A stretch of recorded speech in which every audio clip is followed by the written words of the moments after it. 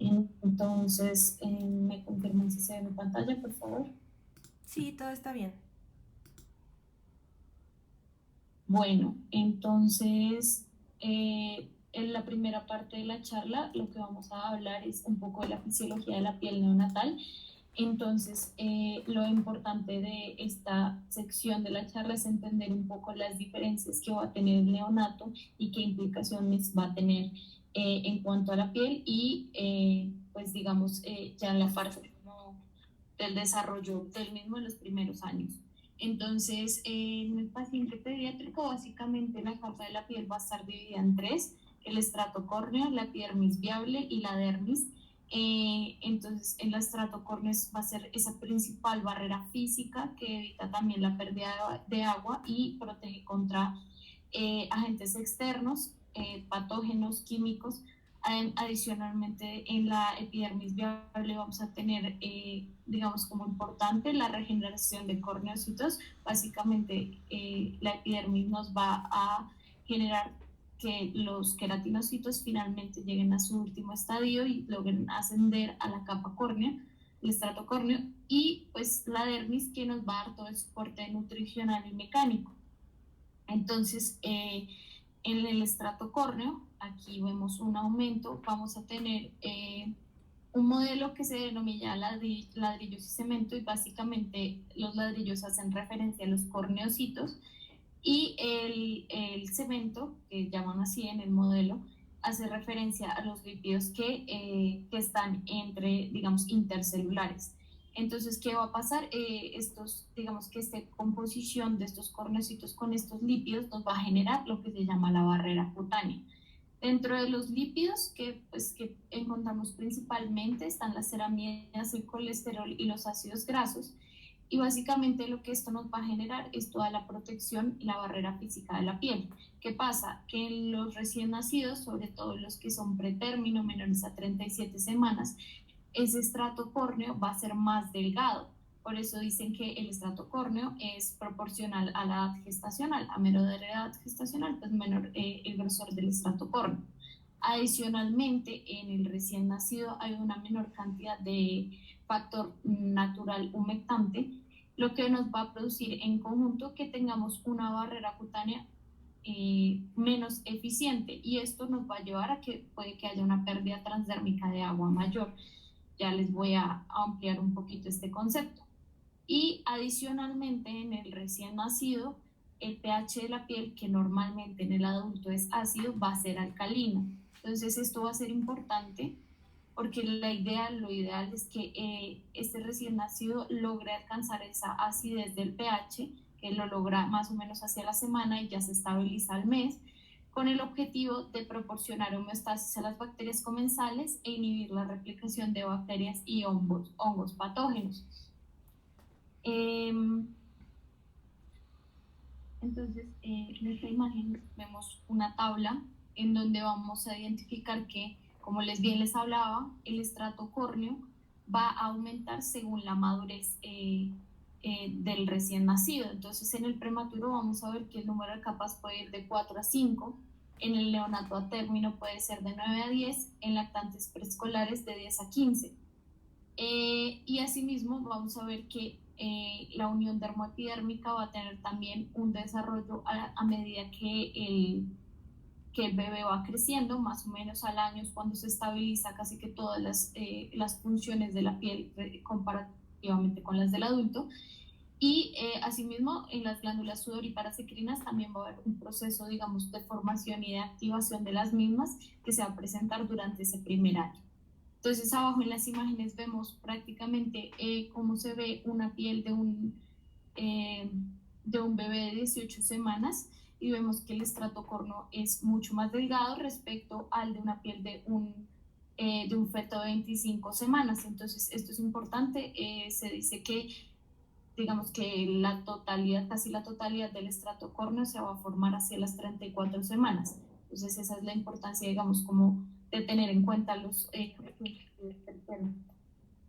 Mm, entonces, como les decía, esa diferencia en el grosor del estrato córneo nos va a influir en lo que se llama la pérdida transdérmica de agua. que es ese flujo de agua que pasa por difusión a través del estrato córneo. Normalmente en los neonatos a término es de 4 a 8 gramos por metro cuadrado por hora. Esto es un valor, digamos, similar, un poco menor al que puede tener un adulto. En este caso, de los neonatos a término se ve principalmente que las glándulas sudoríparas tienen un mayor umbral de activación, entonces realmente no funcionan igual que las del adulto y no hay tanta pérdida de agua en ese sentido.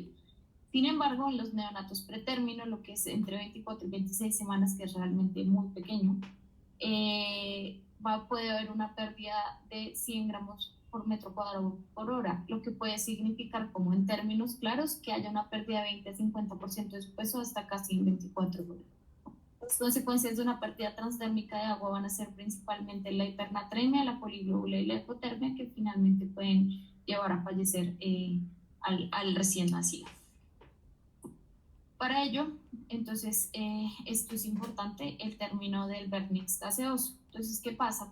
Como ya más o menos les introduje, el recién nacido va a tener una piel mucho más propensa a la pérdida de agua, no va a tener tanta resistencia a las fuerzas mecánicas y digamos que el vernix gaseoso lo que nos va a generar en estos bebés es un biofilm protector.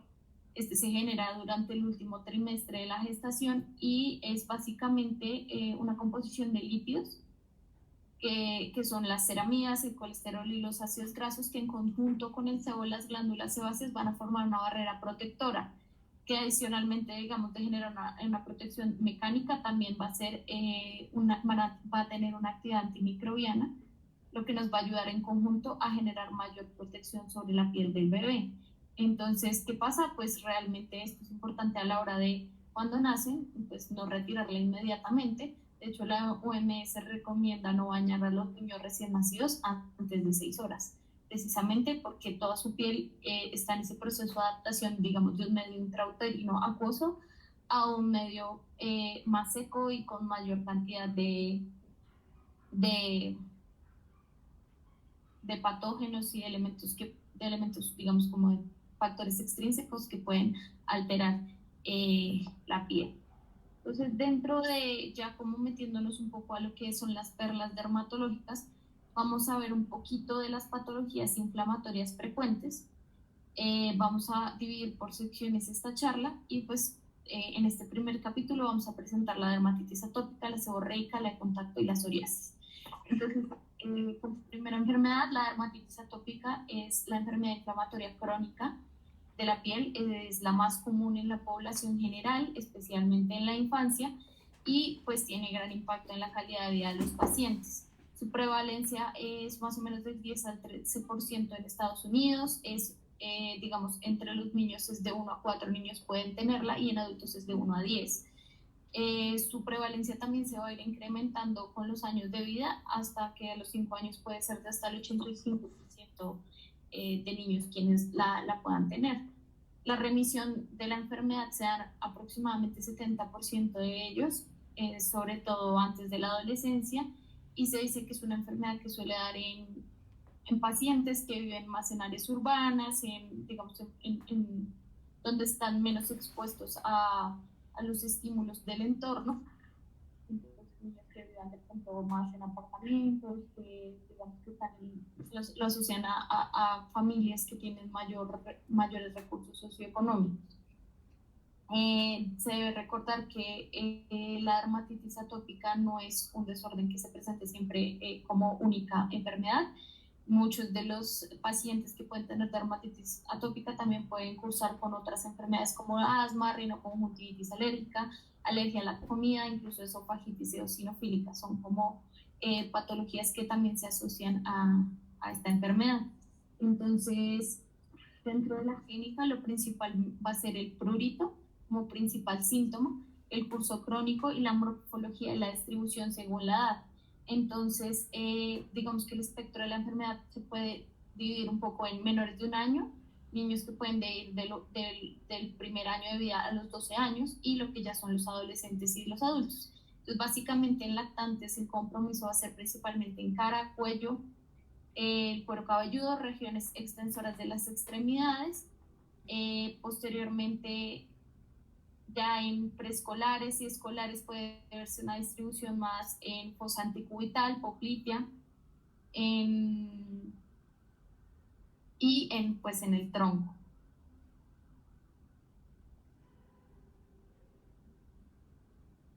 Entonces, digamos que la clínica típica va a ser un prurito con eritema, pápulas, vesículas y presencia de costras.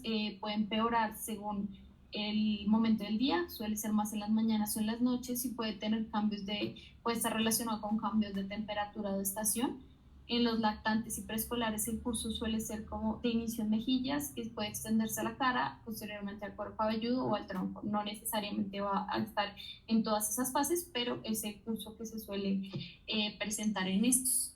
Entonces, dentro de la primera imagen que vamos a mostrar, entonces vemos un niño que presenta en ambas mejillas una placa eritematosa con pequeñas pápulas, con áreas de descamación y costras cerosas asociadas, y muy importante el signo del faro en esta patología, que es que toda la lesión igual respeta la región nasal y las zonas mediales de las mejillas. Esto es importante, característico de la dermatitis atópica en región facial.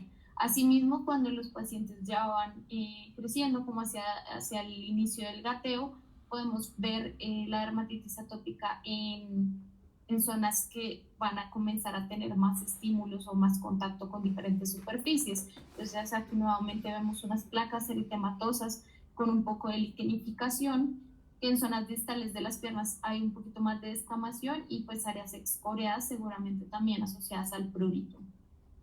El compromiso en el cuero cabelludo también es algo que se ve, sin embargo es importante reconocer que puede ser concomitante con dermatitis seborreica. Entonces, aquí como para aclarar un poco, la dermatitis seborreica puede darse esencialmente los primeros 2 meses de vida, tiene un curso que resuelve entre 6 y 12 meses. Como ya les había dicho, la dermatitis atópica tiene un curso más crónico y puede haber alopecia asociada a la inflamación persistente. Entonces, básicamente el prurito y las escamas son un poco más secas que de aspecto respecto a si solo fuera por dermatitis seborreica, y pues digamos que lo importante es la resolución en el tiempo. La dermatitis seborreica pues resuelve mucho más rápido. Ya cuando vamos desde los 2 años más o menos, las lesiones suelen ser un poquito menos exudativas, con menos presencia de costras, pasan a ser más liquenificadas, con tendencia a la cronicidad.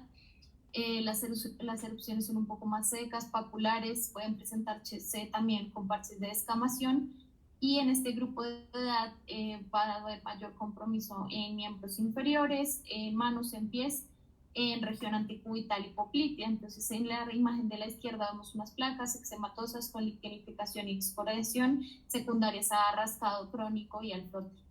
En la derecha vemos un niño de aproximadamente 10 años que en el cuello posee unos parches eritematosos, un poco de cerosis asociada y pues costras secundarias a rascado. Aquí vemos como en la imagen de la izquierda, a diferencia de los menores de 2 años, el patrón de distribución facial ya no va a ser tanto en mejillas, sino que va a ser un poquito más predominante a nivel periorbitario y perioral.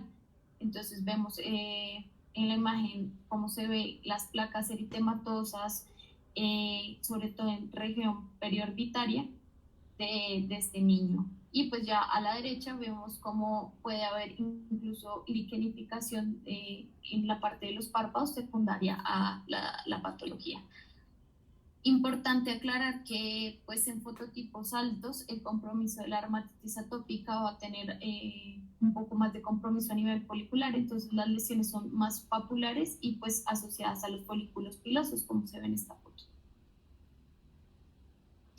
En adolescentes, así como en adultos, vamos a ver que ahora el compromiso va a ser principalmente en regiones flexoras, como se ve en la imagen de la izquierda, en la región antecubital, y se observa pues una placa liquenificada, algunas costras y una marcada pigmentación posinflamatoria. Las lesiones, digamos que para este grupo de edad son un poquito más liquenificadas y más secas respecto a los primeros años de vida. En caso pues, de presentar ya, digamos que en algunos niños, en algunos casos puede también haber linfadenopatías y pues siempre se debe pues, contemplar la opción de que sea una sobreinfección bacteriana pues secundaria al rascado. Finalmente aquí cuando las lesiones ya van en resolución pueden generar digamos, una mácula hipopigmentada, son secundaria a la inflamación de la enfermedad, digamos que pueden incluso asemejarse al vitiligo, especialmente en zona de las manos y cuando se presentan fototipos frontales. Bueno, asociada a la dermatitis atópica es importante los signos de atopia.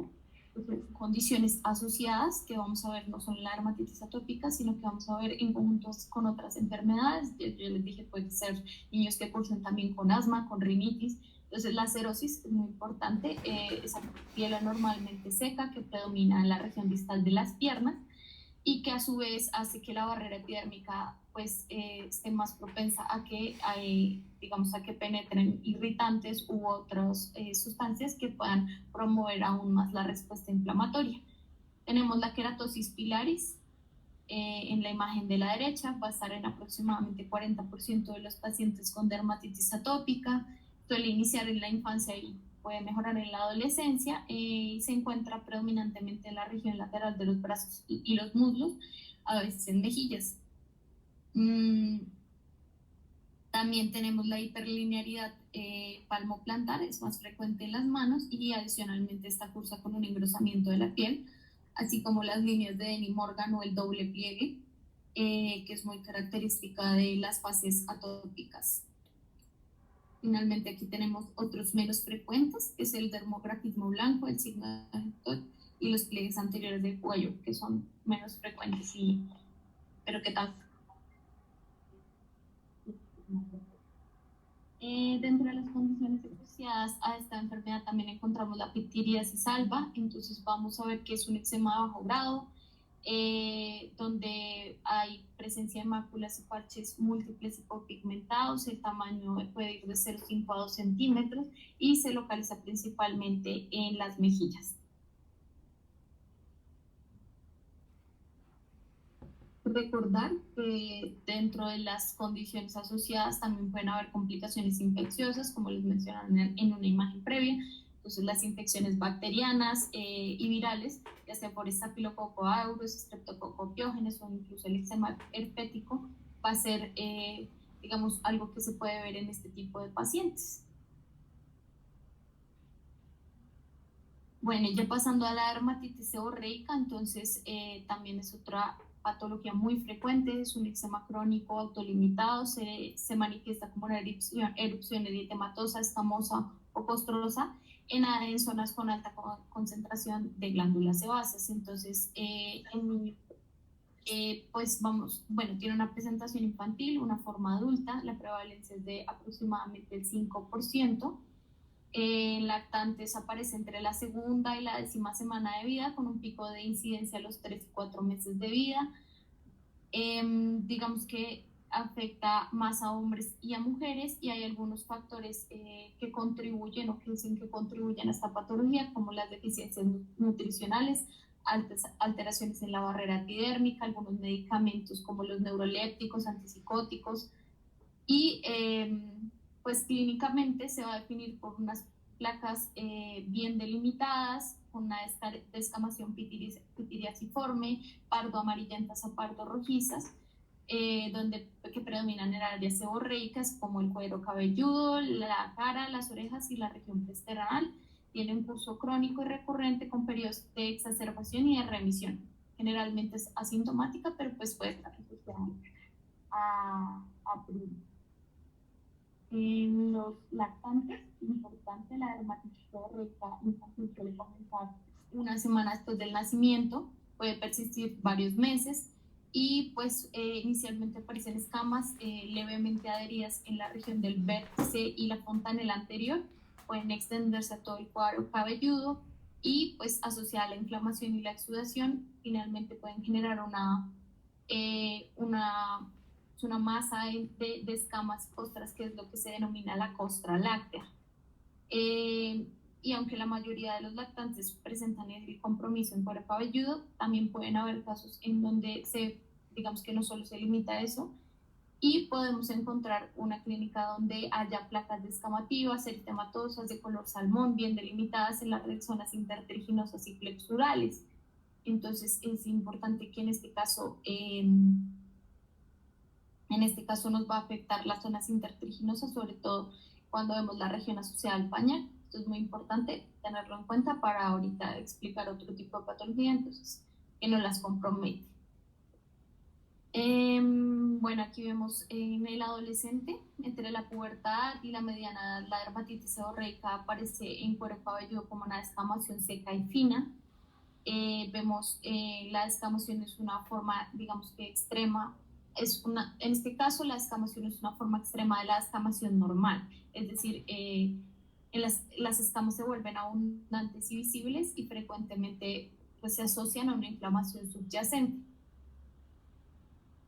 También se pueden presentar en las áreas supraorbitarias, entre las cejas y por encima del puente nasal, en los surcos nasolabiales, los labios, los pabellones auriculares, la región retroauricular y pues los conductos auditivos. Hay una condición que es la blefaritis seborreica, también puede aparecer, y es básicamente que los bordes de los párpados están enrojecidos y cubiertos de pequeñas escamas blanquecinas. Entonces aquí en la imagen vemos cómo se ve ese compromiso en las regiones pues, mencionadas previamente.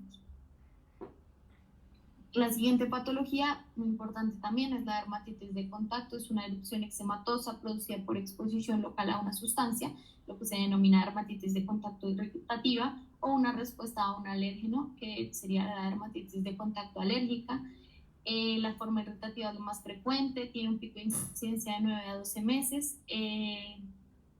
Digamos que las áreas convexas son las mayormente comprometidas, pero respetan los pliegues. Entonces ahorita lo vamos a ver sobre todo en la dermatitis del pañal, que es un tipo de dermatitis de contacto. Clínicamente está la dermatitis funcional, la dermatitis de contacto irritativa, que es la que está asociada al pañal, y vamos a tener también como otra patología la candidiasis del pañal. Entonces, aquí una imagen de cómo vamos a identificar una dermatitis del pañal. Entonces vamos a ver que en este caso se presenta en la región genital, en la cara interna de los muslos y en los glúteos una placa eritematosa con descamación fina, unas pápulas pequeñas perilesionales de 1 a 2 milímetros, y pues digamos que dentro de los factores que más contribuyen a la dermatitis asociada al pañal es como una combinación entre la humedad, la fricción, los materiales del pañal y el aumento de pH de la piel en esta región. Entonces digamos que todos estos factores contribuyen a una maceración de la piel y consecuentemente a un proceso inflamatorio. Digamos que la dermatitis de contacto del pañal es importante recordar que pues, no solo hacer eso, hay varios diagnósticos diferenciales, y en el caso de, digamos, cuando puede haber una sobreinfección por cándida, digamos que es lo que estamos viendo en la imagen, puede ser uno de los casos, y lo importante aquí es reconocerlo o pensarlo, sobre todo ante casos que no responden al manejo de primera línea. Entonces, ¿qué vamos a tener en la dermatitis del pañal por cándida? Entonces vamos a ver un eritema intenso, generalizado, sobre todo ahorita en glúteos, en la imagen de la izquierda, en la parte inferior del abdomen un poco, y los espacios internos de los muslos. Aquí importante, vemos que la placa tiene como tiene unas lesiones satélites vesiculares puntuales, y estas de acá, no sé si están viendo el cursor, y eso es un sello distintivo para pensar en que haya una dermatitis del pañal por cándida. Recordar que digamos que en estos casos puede suceder concomitantemente también con candidiasis oral. Entonces en caso de ver este tipo de lesiones también vale la pena revisar cavidad oral del niño para, pues digamos, para complementar la valoración. La siguiente patología que vamos a ver es la psoriasis. Es una enfermedad inmunomediada crónica, tiene una predisposición poligénica y también está asociada a detonantes ambientales como el trauma, infecciones, medicamentos, estrés emocional. En pacientes pediátricos su prevalencia es del 0.5 al 0.8%. Tiene un incremento de la prevalencia a mayor edad. La historia familiar es muy importante en estos pacientes. Aproximadamente 35 al 90% de los pacientes van a reportar historia familiar. Se dice que un hijo tiene una probabilidad del 14% si un padre tiene psoriasis y del 41% si dos padres la tienen. Está asociada a una mutación en el cromosoma 6, en el gen SORT1, y el HLA-CW6 es importante, está expresado en 90% de la psoriasis de inicio temprano, y pues digamos que eso también nos va a ayudar a clasificar la psoriasis tipo 1, que es aquella de inicio temprano, que presenta este HLA y una historia familiar positiva de la psoriasis tipo 2. Entonces, la psoriasis, la clásica, la presentación clásica va a ser esta placa eritematosa. Vamos a ver los bordes muy bien definidos, cubierta por una escama grisácea, micácea, adherida principalmente en el centro de la lesión más que en la periferia. Y vamos a ver que en los niños puede tener diferentes presentaciones, como en el caso de la izquierda, unos parches con distribución generalizada. Los parches son bien delimitados, eso es muy importante. Asimismo, podemos tener asociada la escamación folicular, que también ocurre en la psoriasis. Generalmente, estos pacientes también tienen lesiones más típicas asociadas. Sin embargo, pues debe tenerse en cuenta pues que esta forma de presentación también va a ser parte de la psoriasis, ¿sí? No, muchas veces el diagnóstico diferencial va a ser la pitiriasis rubra pilaris, pero pues también es una forma de presentación de la psoriasis y eso es importante a la hora, digamos, de evaluar este tipo de compromiso de la piel en los niños. En el cuero cabelludo, digamos, esta va a ser la zona donde comúnmente empieza a expresarse esta patología. Es más frecuente en niñas y en este caso en la imagen de la izquierda vemos que a nivel de cuero cabelludo se evidencian placas levemente eritematosas con una escama grisácea, micácea. Y a la derecha vemos que en región frontal, cercana a la línea de implantación, hay una placa. Nuevamente son placas muy bien definidas, con una descamación en este caso un poco menos notoria, un poco más amarillenta, debido a que en esta imagen es una sebosoriasis, entonces es como es concomitante entre dermatitis seborreica y psoriasis. Entonces vamos a ver que, bueno, acá se ve un poquito más también la dermatitis seborreica por el compromiso en cejas. Y en los niños también importante recordar que es más frecuente el compromiso de párpados y puede haber compromiso de la lengua. No es usual que la psoriasis comprometa las mucosas, pero en los niños se puede estar el compromiso y verse una lengua geográfica como la imagen de la derecha.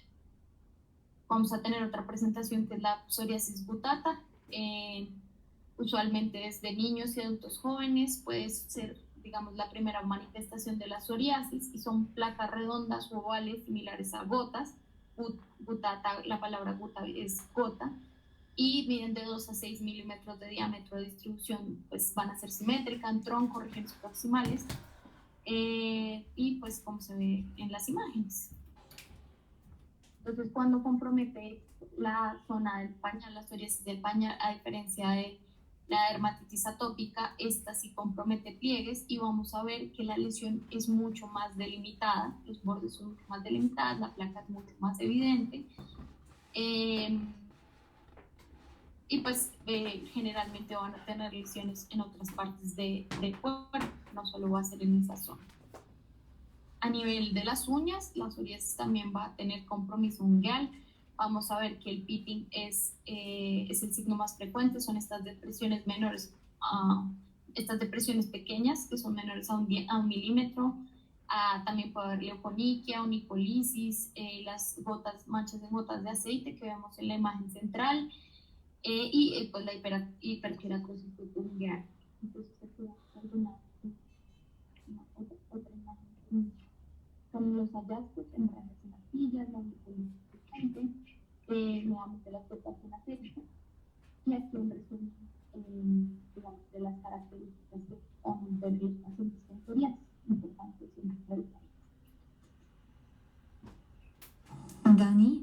última parte de los hallazgos en uña casi no se te escuchó bien, se escuchó un poquito lejos. ¿Ahí me escuchan? Sí, ahí ya se escucha perfecto nuevamente. Bueno, pues este es como un resumen en general de las alteraciones ungueales que podemos ver en la psoriasis. Pues lo traje como a modo de que las tengan presentes y siempre recuerdan que en psoriasis también hay que revisar las uñas.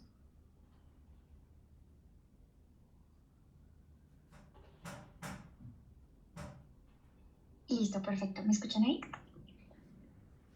Sí, Majo, se escucha perfecto. Vale, listo. En este segundo bloque yo voy a hablar de patologías infecciosas frecuentes en la niñez. Lo dividí en tres partes principales. Una, lesiones de etiología bacteriana. Me voy a centrar principalmente en el impétigo, en lesiones de etiología viral y en exantemas virales de la niñez, donde voy a ver lo que es la varicela, sarampión y rubéola. Por favor, siguiente. Listo. Entonces, acá hay un resumen y generalidades, como mencionaba muy bien Daniela y como muy bien lo explicó, pues la barrera cutánea debería ser competente en un recién nacido a término y en un adulto. Cuando se presenta, digamos, sea por lesión o enfermedad, alguna pérdida de la continuidad de la barrera cutánea, pues esto nos va a predisponer a ciertas infecciones, que es algo de lo que básicamente les voy a hablar en este bloque. Adicionalmente, pues mencionando antecedentes perinatales que pueden formular factores de riesgo, como lo son cesárea versus parto vaginal.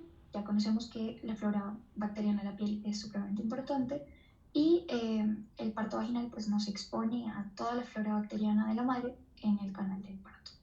Diferente a la cesárea, donde el niño progresivamente se va exponiendo a estos diferentes patógenos, bueno, o en general, no tanto patógenos, pero sí en general como a bacterias del ambiente y va construyendo esa flora que es menos diversa que la del parto vaginal en inicio. Hablando también del tema de la flora, lo que es transitoria y la residente, pues comentar también que el hecho de la presencia de un posible agente etiológico de una enfermedad sin una sintomatología no necesariamente implica un proceso. Hablando también de que el 10 al 30% de la población es portador nasal de Staphylococcus aureus sin necesidad de una infección activa. Y por último, pues mencionar un poco que predominantemente los microorganismos de la piel son gram positivos, donde vamos a localizar el Cutibacterium acnes y el Staphylococcus epidermidis, por ejemplo, y pues escasos gram negativos. Siguiente. Listo. Con respecto a lesiones de etiología bacteriana, pues van a haber varias, como las que vemos en pantalla. El impétigo, que es el que me voy a centrar, en sus formas clásicas como ampolloso y no ampolloso. Las lesiones asociadas al Staphylococcus aureus meticilino resistente, el ectima, la foliculitis, el carbúnculo y el forúnculo, y la celulitis. Siguiente.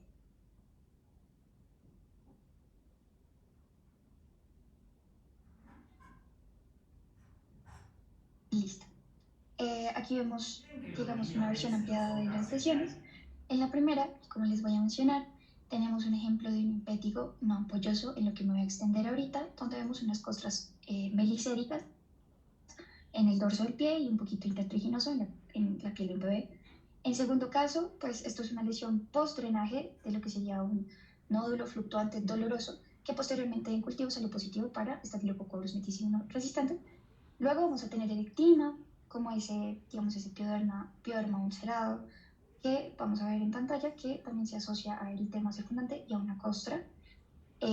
Son úlceras normalmente ya más bien como en punch hole o en sacabocado. Y vamos a tener ahí la foliculitis, donde vamos a ver esas papulitas eritematosas. Siguiente. Listo. En la siguiente imagen vemos un carbúnculo, ahí hay un forúnculo chiquito, no sé si se ve bien, asociado, donde claramente pues vamos a tener un absceso perifolicular, ya un poco más profundo, más complicado, con intercomunicación cuando hablamos de carbúnculo. Y en la siguiente imagen pues vamos a ver ese eritema difuso en una placa con edema asociado, característico de la celulitis, en esta paciente pediátrica que ya había tenido tratamiento con antibiótico. Entonces se ve que hay unas zonas más eritematosas que otras. Siguiente. Listo. Entonces, entrando en materia del impétigo no ampolloso, Es el más del 70% de los casos. La etiología se asocia sea a un estreptococo betamolítico o alfa-molítico o a Staphylococcus aureus.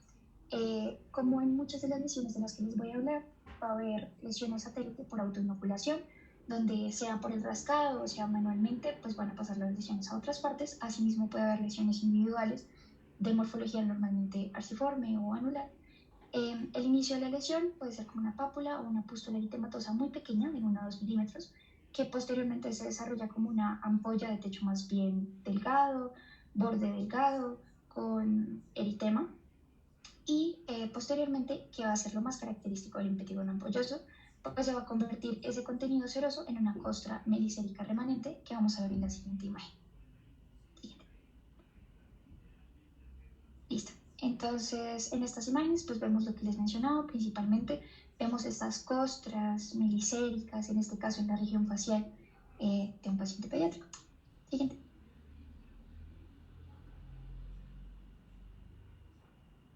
Perfecto. Ahora el impetigo ampolloso, cuyo agente etiológico más común sí es más bien asociado al Staphylococcus aureus. Son principalmente ampollas flácidas de paredes delgadas que posteriormente se pueden erosionar y se rodean de esos remanentes del techo de las ampollas. La ubicación principalmente es en región del pañal, en cara también puede ser y en extremidades. Vamos a ver la siguiente imagen. Ahí, como les mencionaba, en región del pañal vemos esa lesión ulcerada con remanentes alrededor y pues con borde eritematoso, diferente a las que les había mostrado antes, que o sea, donde era mucho más destacado la presencia de costras melicéricas. Siguiente. Listo. Con respecto a las enfermedades virales que voy a mencionar, pues van a ser las relacionadas con el virus del herpes simple, las verrugas virales y el molusco contagioso. Con respecto a las relacionadas con la infección por herpes simple, pues se hace la distinción en muchos casos del tipo de herpes, del virus, sea el tipo 1, tipo 2, y ahí pues destacando que el tipo 1 se relaciona más con lesiones orales y labiales, que son bastante frecuentes, y la tipo 2 más con lesiones anogenitales, donde no siempre pues vamos a sospechar, digamos que un proceso asociado a digamos, violencia sexual, sino también pues puede ser transmitido a través de la madre por herpes neonatal, o sea, manifestado como herpes neonatal, transmitido verticalmente a través de la madre. Listo, siguiente. Como les mencionaba, a pesar de que pues, ha habido reportes de la literatura donde esto se altera, pues principalmente el HSV1 se relaciona con lesiones vocales. Una de esas es la gingivoestomatitis herpética, que va a tener una prevalencia por edad de los 10 meses a los 5 años, una presentación inicial como vesículas pequeñas, en base eritematosa y un desarrollo posterior en erosiones o ulceraciones grises, principalmente dolorosas. En la siguiente imagen, listo. En esta imagen pues vamos a ver diferentes distribuciones y remanentes, digamos, de esas lesiones vesiculares pequeñas, sobre todo en lo que es mucosa oral, encías, paladar y lengua, como vemos ahí. Listo. Siguiente. Bueno, ahora voy a hablar un poco de verrugas virales. La etiología pues, se relaciona con el virus del papiloma humano. Hay un fenómeno de pseudocomnerización que se relaciona, digamos, con cuando se presenta rascado en el paciente, se genera pues un trauma adicional a la piel, donde se va a seguir extendiendo la lesión por esa línea. Entonces, en la imagen de arriba vemos a un paciente que tiene unas verrugas en distribución lineal, secundarias a la escoriación que presentó el paciente, donde se generó ese trauma, y en esas líneas empiezan a salir verrugas pequeñas. Y en la imagen de abajo, en el labio superior de un infante, vemos como una lesión que previamente se había retirado, en los bordes empieza a generar nuevas verrugas, precisamente por este fenómeno que les comento. La transmisión puede ser por piel a piel o por fomites, localización hay múltiples, pero puede ser miembros superiores, superficies plantares, y de ahí pues vamos a sacar casi que la clasificación. Voy a hablar de 4 tipos principales: la verruga pulgar, verruga plana, verruga plantar y el condiloma acuminado. Entonces, sigamos. Aquí casi que en formato de tabla comparativa vamos a tener entonces la primera imagen, hablándonos de una verruga vulgar, donde se puede presentar, digamos que casi que toda la superficie cutánea y también pueden ser orales, normalmente asociadas con el HPV 1, 2, 4 y 7, pues se pueden presentar como pápulas eucrómicas de superficie, sea convexa, exofítica o filiforme, normalmente son de una superficie más bien rugosa, diferente a las verrugas planas de las que voy a hablar ahorita, y en su presentación oral, pues pueden ser pápulas o placas más bien pequeñas, rosas o blanquecinas, como vemos en la imagen y ahorita en la extensión de la imagen también. La verruga plana pues puede presentarse en cara, cuello, extremidades, ahí como lo vemos en la imagen está en el mentón. Pueden ser eucrómicas también, entre 2 y 5 milímetros de diámetro. La verruga plantar pues nos habla mucho de su ubicación, tiene un componente endofítico relacionado pues digamos con la presión por los zapatos y es más bien doloroso. Una manera de diferenciar lo que sería una verruga plantar de otro fenómeno que genera hiperqueratinización en lo que sería la planta de los pacientes es esto de que cuando se retira con bisturí, pues vemos estos fenómenos trombóticos ahí que nos aparecen como punticos negros. Y por último vamos a tener el condiloma acuminatum, se relaciona más bien con una distribución anogenital y pues pueden ser eucrómicas, blandas, verrugosas las lesiones, en algunos casos bastante exofíticas, bastante crecidas y pueden ser de 1 a 5 milímetros de diámetro. Siguiente. Aquí, como les mencionaba, son extensiones de las imágenes previas, una en mucosa oral de lo que les mencionaba de una verruga vulgar, de una superficie más bien rugosa. Al lado tenemos una verruga plana, en distribución, como les mencionaba, que también puede ser en cara. Y en las siguientes imágenes tenemos las verrugas plantares, donde ahí vemos que se alcanzó a levantar un poco de una de esas lesiones con unos punticos negros que les mencionaba relacionados con fenómenos trombóticos asociados y el condiloma acuminatum. Siguiente. Listo. Sobre el molusco contagioso, el agente etiológico es el virus del molusco contagioso. La transmisión también puede ser por piel a piel o por fomites y tiene una prevalencia más bien en edad escolar y en menores de 8 años.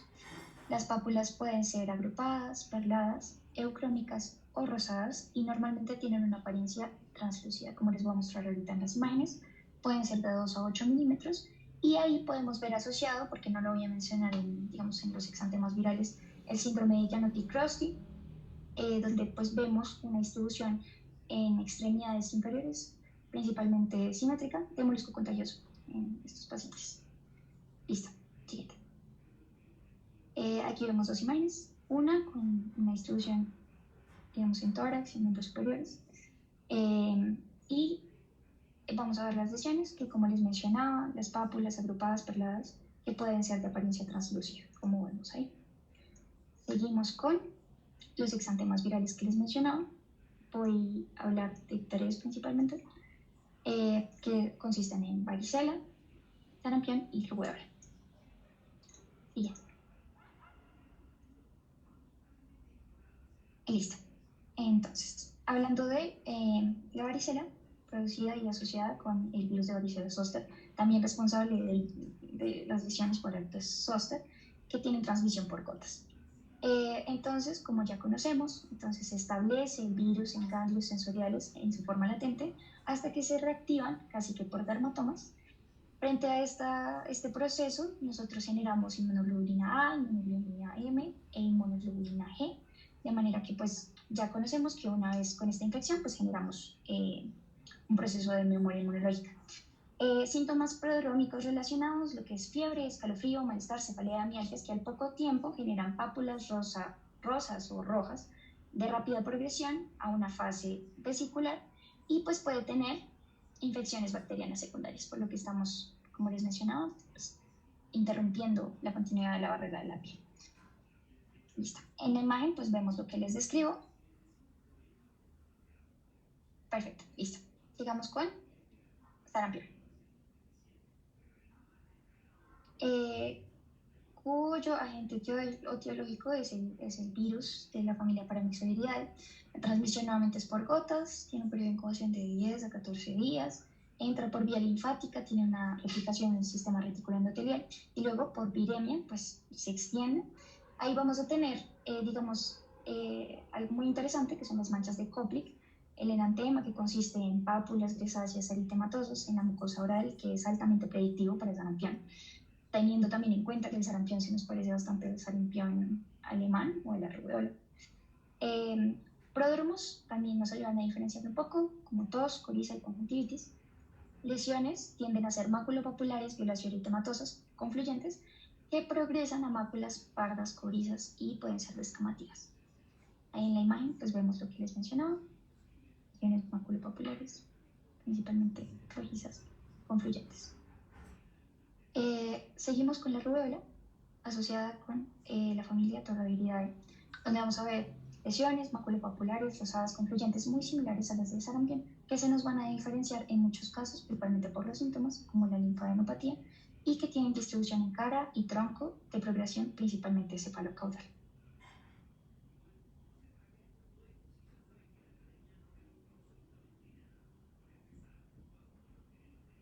Bueno, continuamos con trastornos neurocutáneos y pigmentarios frecuentes. Entonces, escogimos los que más se ven en niños, lo que son las manchas café con leche, la esclerosis tuberosa y el vitiligo.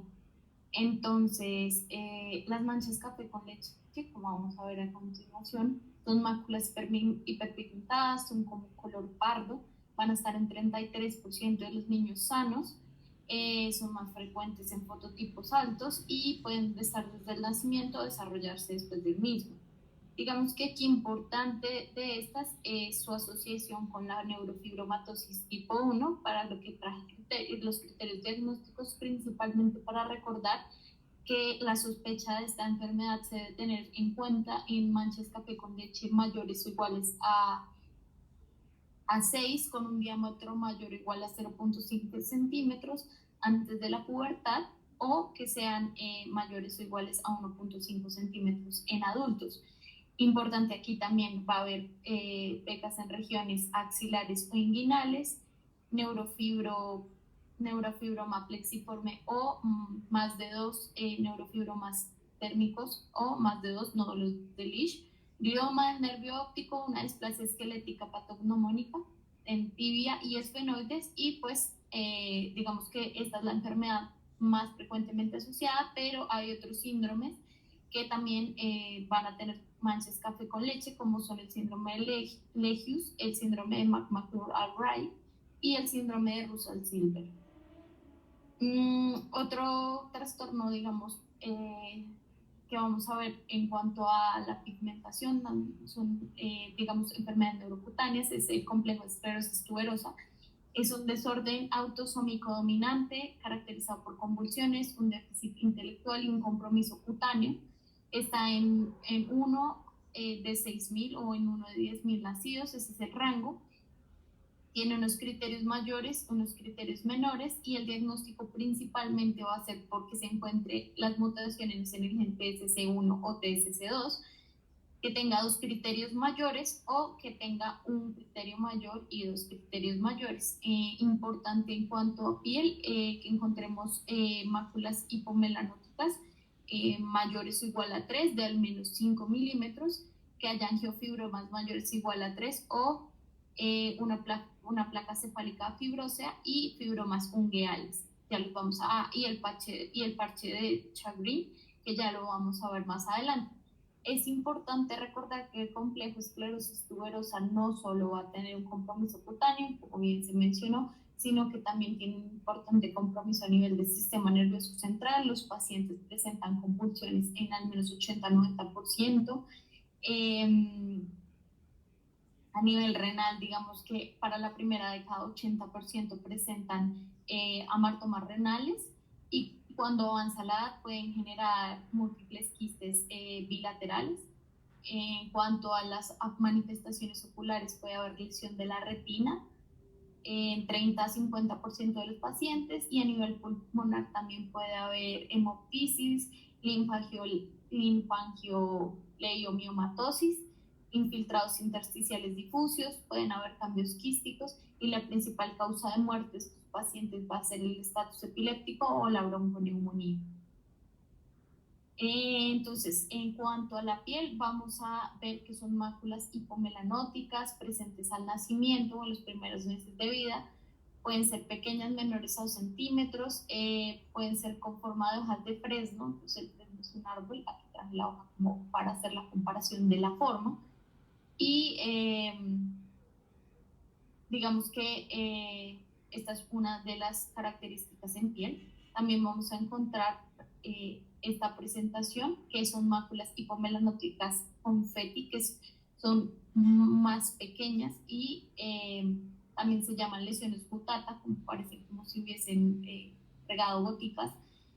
Y a su vez vamos a encontrar los angiofibromas, que no suelen estar desde el nacimiento, sino que pueden comenzar a aparecer a lo largo de la infancia, sobre todo en región centrofacial hacia los 2 años de vida, y pues para la adolescencia ya aproximadamente 80% de los pacientes los van a desarrollar.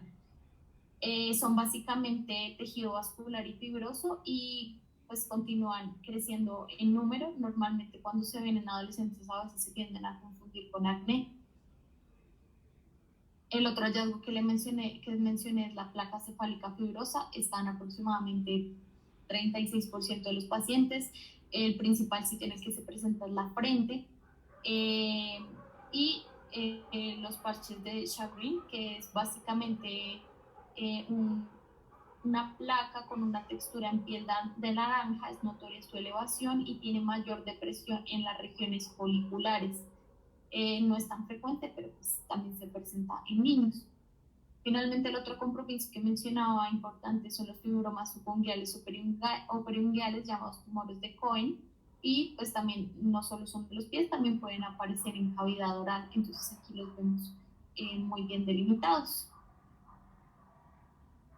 El vitiligo es otra de las patologías frecuentes que vemos en la piel, en los niños. Es un desorden adquirido, es caracterizado por máculas y parches despigmentados, bien circunscritos, y de secundaria la pérdida de melanocitos en la epidermis.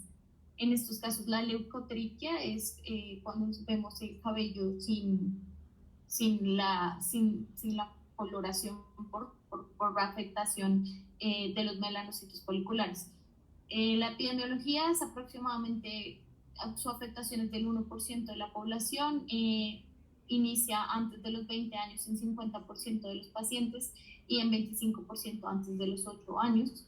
La historia de vitiligo se presenta también asociada a hipotiroidismo y alopecia areata, y tienen el fenómeno de Koppner en aproximadamente 15%. Quiere decir que a partir de una lesión o un trauma en esa zona puede aparecer la lesión asociada al vitiligo. Eso es el fenómeno de Koppner.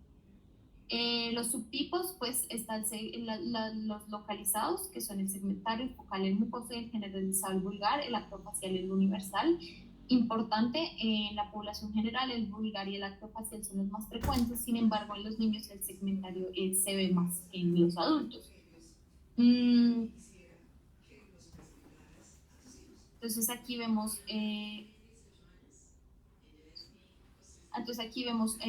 ejemplos de vitiligo segmentario. Entonces vemos involucra uno o más segmentos del cuerpo, no suele cruzar la línea media, hay poliosis o leucotriquia en pestañas. Vemos como las pestañas están hipopigmentadas por la pérdida de melanocitos asociadas al folículo. Y también podemos encontrar aloneus, que es un hallazgo, digamos, es un neus pigmentado que está rodeado por una zona despigmentada. Es un hallazgo que debería tenerse particular atención cuando se presenta más de uno, cuando son múltiples, y podría hacernos sospechar desde que es un paciente que está cursando con vitiligo. Finalmente, las lesiones vasculares, que es otro capítulo muy frecuente en la dermatología pediátrica. Vamos a explicar principalmente hemangiomas y malformaciones vasculares. En términos generales, vamos a ver que las lesiones vasculares se dividen en tumores y malformaciones. Tumores vamos a encontrar los benignos, donde tenemos el hemangioma infantil, es el más frecuente, vamos a describirlo más adelante. Asimismo tenemos los localmente agresivos o borderline, y finalmente los malignos. Y en las malformaciones vamos a tener simple o combinada. Simple, cada una según el compromiso del tipo de vaso que se tenga. Y muy importante en la imagen de la derecha, la diferencia entre un hemangioma infantil, que es el que vamos a hablar, y una malformación muscular a lo largo de la vida, y es que básicamente el hemangioma infantil va a tener una fase de progresión, de crecimiento, de estabilización y de regresión, mientras que la malformación vascular es estable. Entonces, el hemangioma infantil es el tumor benigno más frecuente de la infancia, es una proliferación benigna de células endoteliales y sus tejidos de soporte, se caracteriza por un crecimiento significativo, especialmente en los primeros meses de vida. Luego, como les dije, tiene una lenta involución espontánea durante los años siguientes, y digamos que esto es la diferencia de las malformaciones vasculares. Es el tumor más común en el periodo neonatal, está en 4 a 5% de los infantes, es más de mujeres que de hombres, es más frecuente en fototipos 1 y 2, y pues se ha relacionado con factores como la prematuridad, el bajo peso al nacer, la edad materna avanzada, y su clasificación va a ser según la profundidad, en superficiales, profundos y mixtos, y también según su compromiso anatómico entre focales y segmentarios. Entonces, el hemangioma infantil, antes de desarrollarse, puede generar lesiones precursoras, que son las que están en pantalla, son máculas blanquecinas o parches eritematosos con telangiectasias. Pueden no tener un halo blanquecino alrededor, este sí es una mácula hipopigmentada, y vemos un poquito de telangiectasias. Posteriormente podemos tener ya el hemangioma, entonces en este caso tenemos los superficiales, que van a ser la mayoría, 50 al 60%. En la primera imagen vamos a tener que en la región frontal se observa un nódulo rojizo con superficie más lisa, bordes parcialmente delimitados. En la imagen de la mitad se observa un parche rojizo bien delimitado con un arco central donde vemos un poquito de pápulas superpuestas. Y en la derecha vemos otra presentación, que son parches eritematosos que tienden a confluir en algunas regiones y son bien delimitados. La característica, digamos, de este hemangioma superficial es sobre todo la coloración, es un rojo intenso. En los profundos vamos a ver que generalmente son subcutáneos, tienen una coloración más bien azulada con una red venosa prominente, o telangiectasias, son menos frecuentes, del 15%, son calientes a la palpación, y vamos a ver en este caso 3 imágenes. En la imagen izquierda vemos que en región lateral de la frente, cerca de la línea de implantación, hay un tumor de aproximadamente 3 por 3 centímetros, tiene una superficie lisa con presencia de telangiectasias, no se ve tanto el fondo azulado, mientras que en la imagen de la mitad sí se ve en la mejilla derecha de este paciente un tono azulado con los límites más difusos, que se encuentra con múltiples telangiectasias en su interior. Y pues ya en la imagen de la derecha vemos cómo es el hemangioma compromete el párpado superior y le produce ptosis. Los mixtos finalmente son aquellos que tienen tanto un componente superficial como profundo. Entonces, como ya les expliqué, el componente superficial va a ser caracterizado por la coloración roja intensa, una superficie más brillante, y el componente profundo va a ser este fondo un poco más violáceo, azulado, que va a marcar como la lesión. Importante, entonces, según el patrón involucrado, también vamos a tener que los hemangiomas pueden ser focales o segmentarios. Segmentarios son aquellos que involucran más de una unidad anatómica, usualmente son unilaterales, son caracterizados, pues en los niños es muy importante estos hemangiomas segmentarios, no solo por por su manifestación cutánea, sino que también están asociados a patologías del tracto respiratorio superior. Entonces es importante siempre preguntar si el niño presenta ronquera o si tiene estridor, porque pueden estar, o sea, este tipo de lesiones se asocia también a lesiones en la vía aérea, ya sea hemangiomatosis subglótica o hemangiomas subglóticos.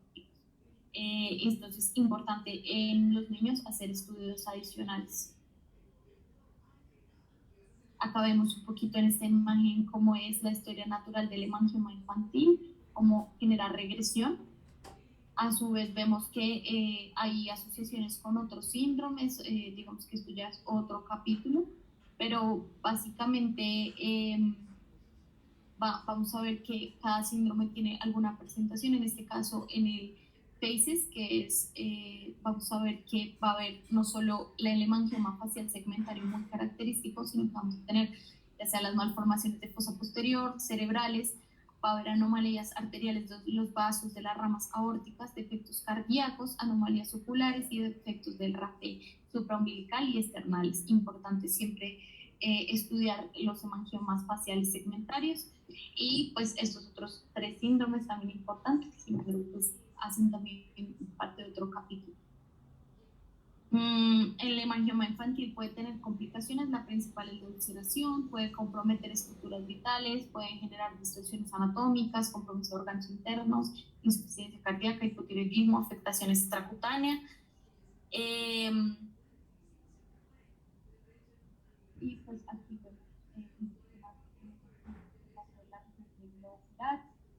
la región del labio, también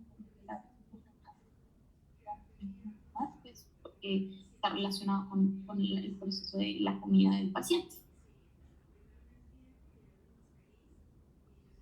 Listo.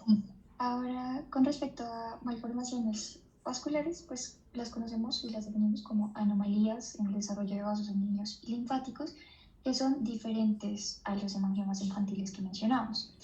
Pueden ser capilares, venosos, linfáticos o arteriovenosos y vamos a ver una progresión muy diferente a los hemangiomas infantiles, en el sentido en el que la historia de la enfermedad se relaciona pues, con un proceso de involución, cuando en malformaciones vasculares, en varios casos, vemos que van progresando casi que con el crecimiento. A medida que crece el niño, van creciendo varias malformaciones vasculares.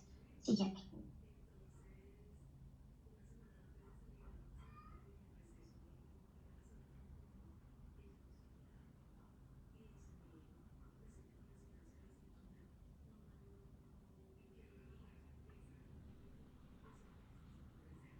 No sé si ya pasó la diapo, no la estoy viendo.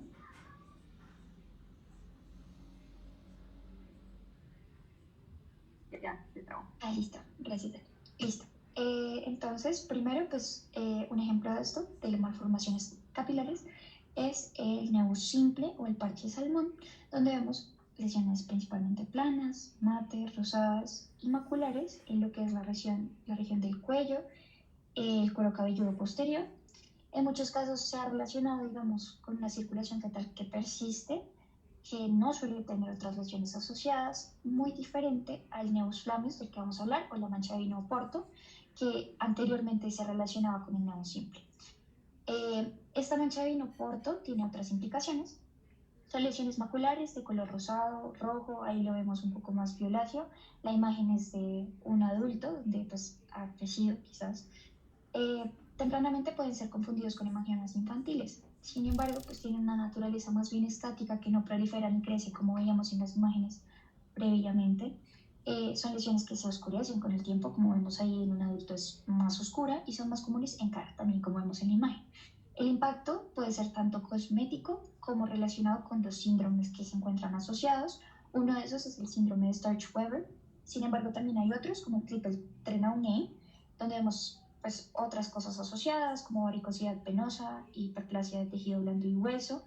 En el caso del síndrome de Sturge-Weber, principalmente se compone de una mancha de vino porto que se distribuye sobre todo en la rama oftálmica del trigémino, en B1, en asociación con angiomatosis leptomeningia, que se representa como convulsiones. En el 7 u 8% de estos pacientes se presentan convulsiones, y también glaucoma.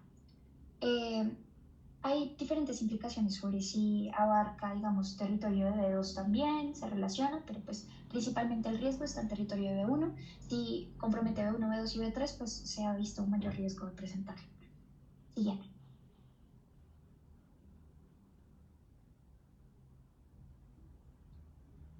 Listo. Ahora con las malformaciones venosas, digamos que hacen referencia a esas colecciones no proliferativas de vasos sanguíneos que crecen a medida que crece el niño, se presentan desde el nacimiento, aunque no son, digamos, obvios al nacimiento, sino se empiezan a evidenciar después. Son lesiones más bien azules, violáceas, que se presentan como nódulos. Pueden presentar flebolitos, calcificaciones, trombosis espontáneas, y se asocia con lo que vemos ahí, que es el síndrome de Wien o el Blue Rubber Blood Nevus. Listo. Luego vemos una imagen del síndrome de Mount-Fuji, que se relaciona con discondroplasias, malformaciones vasculares. Las lesiones suelen ser pápulas o nódulos compresibles, principalmente rojos o azulados, que pueden presentar trombos o flebitis. Tienen una preferencia por las manos y los pies. Ahí vemos principalmente en una mano.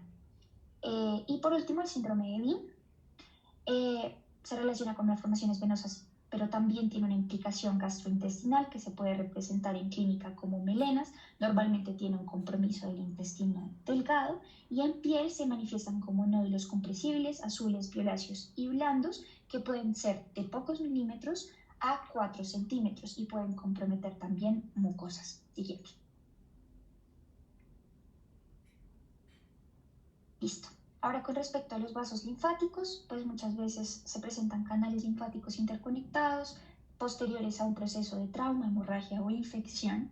Se relacionan en muchos casos con cariotipos o anormalidades como lo es el síndrome de Down, la trisomía 18, la trisomía 13 o el síndrome de Noonan. En este caso, pues vemos lesiones macroquísticas, donde se presentan grandes masas, principalmente translúcidas, debajo de la piel, de apariencia normal, que a veces frente a la iluminación son más evidentes. Adicionalmente pueden presentar linfedema, deformidad, y en casos más severos pueden presentar derrames, sea pericárdico, pleural o abdominal. Microquísticos también, esos son más comunes, se presentan como placas o nódulos con cambios superpuestos en la piel. Y pues en estos casos muchas veces, como tienen una apariencia similar a huevos de rana, según algunos textos, tienen de diagnóstico diferencial lo que son las verrugas, el molusco contagioso que les mencionaba, y en algunos casos pueden tener una localización perianal, entonces se pueden confundir con condilomas también. Listo, siguiente.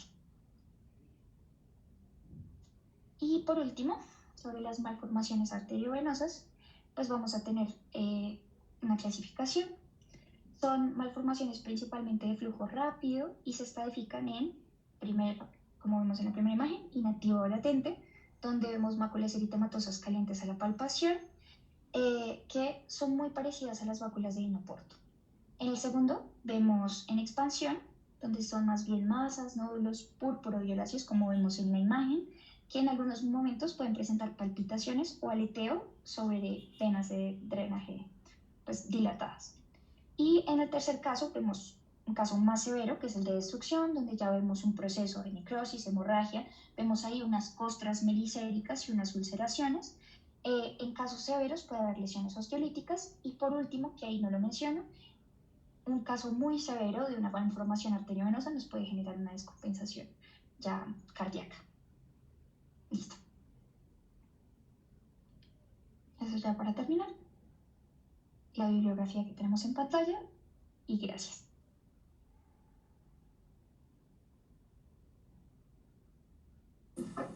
Bueno, perfecto. Muchas gracias a ustedes por haber realizado la charla.